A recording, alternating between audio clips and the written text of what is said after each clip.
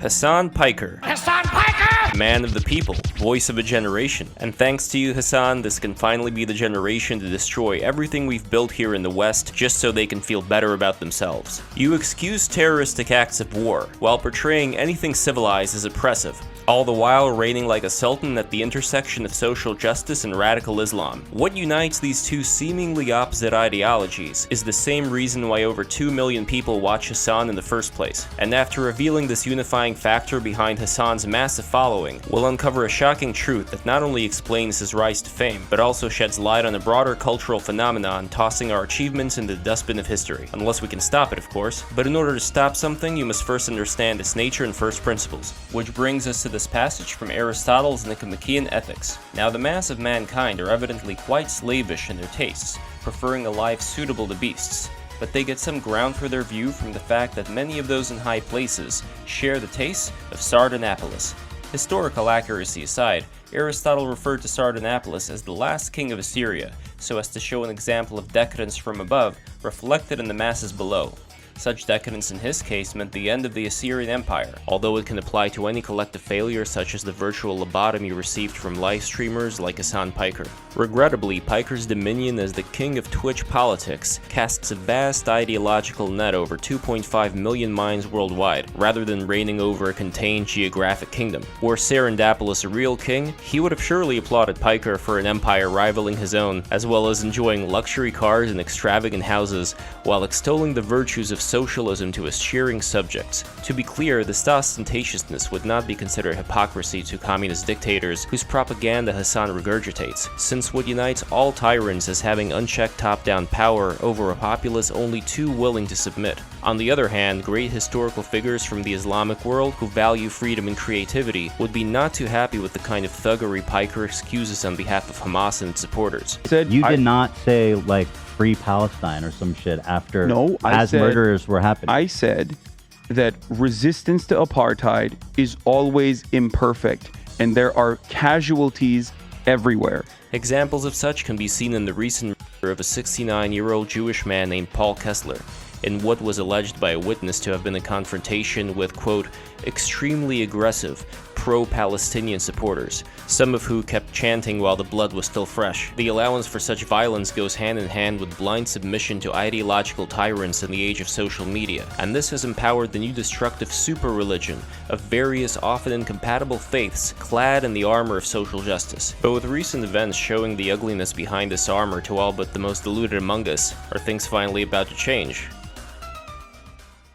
Born in New Jersey, Piker was raised as a Muslim in Istanbul before returning back to the US and eventually taking a job for the progressive online show The Young Turks, headed up by his uncle Cenk Uygur.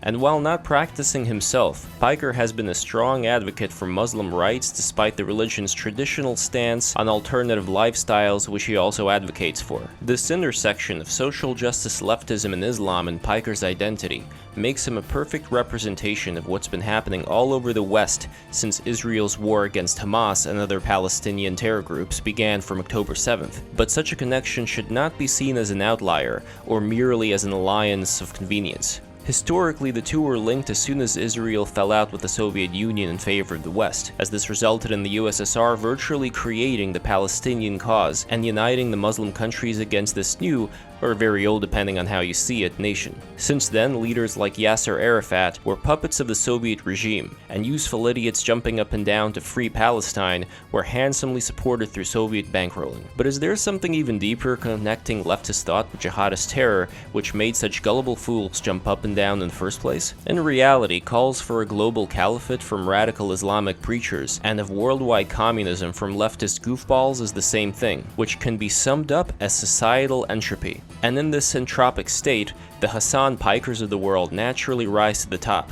Not from some exceptional charisma, but from resonating with our lowest, most decadent qualities in the true sense of decay. One such example of this quality has to do with the majority of young people drifting towards childish explanations of reality from influencers like Piker. This reinforces what they already believe thanks to groupthink in their schools and China-owned TikTok promoting the same kind of mind sludge. Nobody will ever feel intimidated by those pesky demons of nuance and reason when watching Piker streams, and this is not from any censorship, but but due to his millions of viewers seamlessly gravitating into the orbit of least intellectual resistance. Hasan's statements, such as that America, quote, deserved 9/11, are par for the course but likewise reveal another sign of decadence, being of a more malevolent nature. Pairing up with the law of decadent attraction is the inflating of one's ego through virtue signaling for those seen as oppressed, alongside the submission to and dread of brute, merciless power wielded by the same individuals. In excusing Hamas's recent slaughtering of Israelis on October 7th due to blaming Israel's,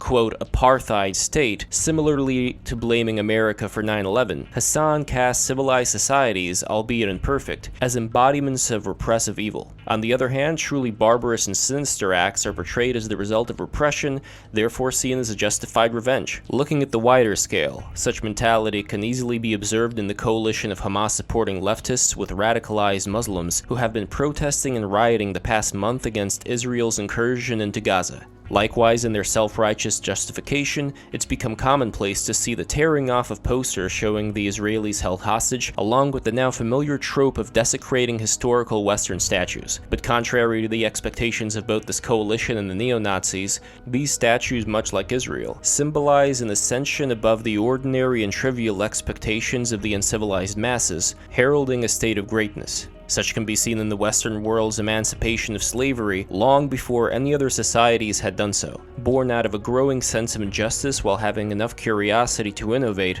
so as to render these inhuman practices obsolete. Likewise, Israel stands out among its oil-gorged Middle Eastern neighbors in allowing for freedoms of alternative lifestyles that Hasan Piker claims to champion the causes of, while at the same time sharing in this Western drive for innovation that turns deserts into gardens. Yet none of the above would be possible without the leadership of great, if not always good, people. Many such leaders and innovators were products of their time, of course, but ultimately it's the quality of greatness itself that's an insult to those wanting to tear the statues down and give the secular, innovative Israel over to Palestine.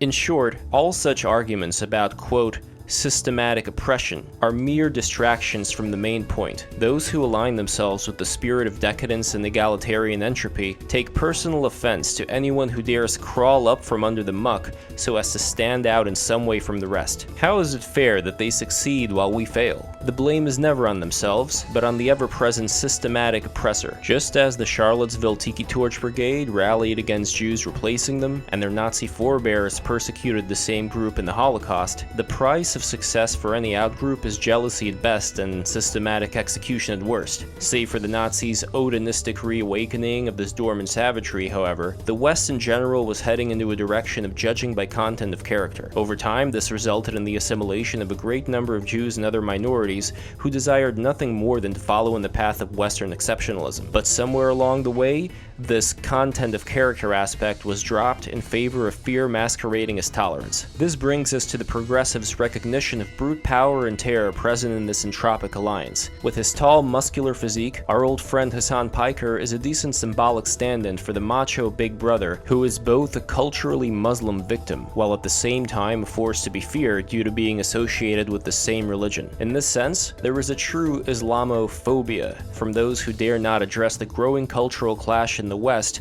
both out of a fear of being labeled a bigot, as well as retribution from the members of said religion themselves. Discounting those still under the impression that the radicalized mobs calling for a global caliphate are victims, the overall picture is one of submission by those who are afraid towards those who they fear. Yet today's uncompromising militant jihadist movement is a far cry from the Islamic kingdoms of the Ottoman Sultan Mehmed II or the Mughal Empire's Akbar the Great, as being ones of religious tolerance and artistic patronage. Nor would this movement deserve any place next to the spiritually transcendent poetry of the Muslim Persian poets Hafez and Rumi. The same distinction should be given to all the Muslims sharing these aforementioned principles who desire peace and rebuke Hamas for its barbarism, as such people should be considered brothers and sisters of our common humanity. But as far as those who openly praise terror organizations and proudly wear anti-Semitism on their sleeves, they are de facto enemy combatants and will only respect what they fear. So far, our degenerated tolerance for the intolerant meant that these groups felt no such fear from the West, and have had plenty of useful idiot leftists to vouch for them instead. Adding to this, the kind of protests we've seen across the West with an apparently endless supply of Palestinian flags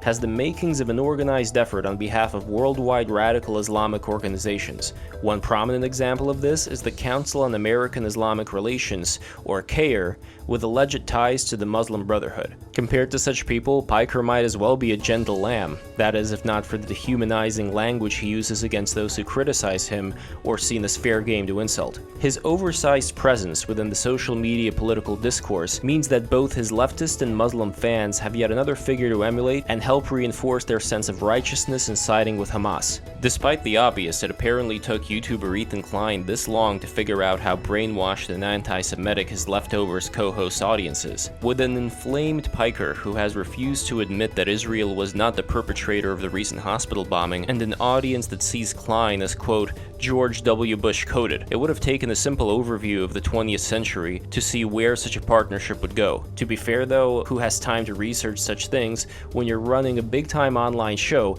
with what's sure to be a dedicated young audience? But Klein is not alone in being played for a naive fool, as the same could be said for the moneyed university donors who have now dropped their support on account of the widespread Jew hate on campus. Stirrings of the same can be seen all around the Western world. Countries like France and Germany have been getting serious about deportations, while using Israel and anti-Semitism as justifications to act on their tremendous migrant crisis. This was met by the neo-Nazis with predictable hostility, as they'd prefer the Jews to go away as well. But what we are seeing may perhaps be the start of a realignment of sorts that rejects the leftist, Islamic extremists, and neo-Nazis. What ends up left is a more enlightened, classically liberal society consisting of people who are both free and responsible. But the only way such a society can be enacted and preserved is if the desire for our elite institutions to set a good example rather than cowering before these aforementioned mobs becomes the norm. And this in turn can only be done once law and order is established that separates those who want to be a part of Western civilization from those who want to burn it down. In the case of Russia's invasion of Ukraine, those on the front lines defending their sovereignty know what's at stake. The same spirit of entropy that festers among Hamas savages and the mindless crowds who worship them, as well as the one echoed by Hasan Piker, is the same one embodying the Russian hordes who rape and pillage. If the image portrayed sounds like it belongs in the Middle Ages rather than 2023, this is the exact intention. From here, our responsibility is to recognize the situation for what it is and join up with people of all colors and creeds who desire to solve this problem for the sake of a better tomorrow.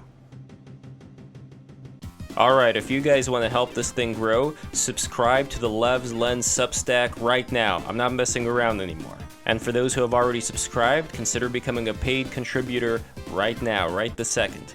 Next, go to breaktherules.tv and subscribe to the YouTube if you haven't already. And you can support additionally through patreon.com/breaktherules. There's a lot of great perks there. And be sure to share this with your friends, family, cats, dogs, uncles even. And I'll see you guys next time.